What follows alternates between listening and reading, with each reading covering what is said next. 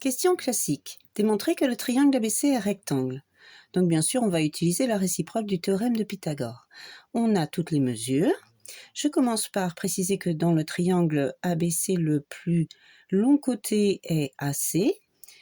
Ensuite, je sépare bien les choses. D'une part, AC au carré égale 65 au carré égale 4225. Et d'autre part, AB au carré plus BC au carré égale donc 33 au carré plus 56 au carré, ce qui donne également 4225. Donc, et seulement maintenant, je peux dire que AC au carré égale AB au carré plus BC au carré. Et je termine en disant l'égalité de Pythagore est vérifiée, donc le triangle ABC est rectangle en B. Calculer la mesure de l'angle BAC, ici. Arrondir au degré près.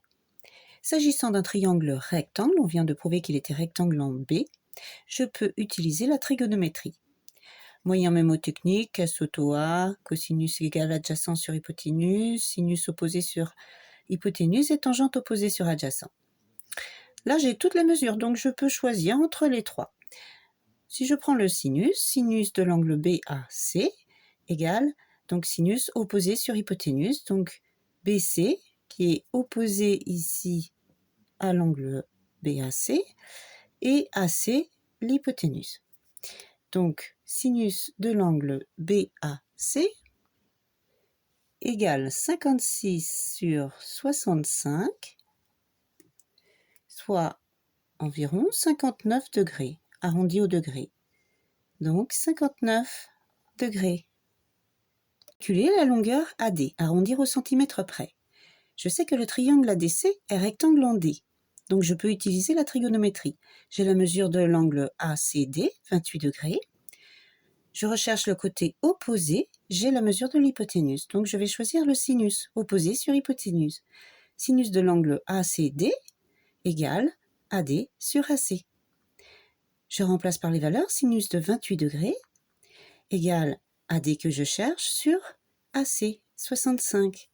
Donc AD égale 65 fois sin 28 degrés. Je fais mon produit en croix. Et je trouve la mesure de AD qui est de 30,52 mètres arrondi au centimètre. Donc AD vaut 30,52 mètres.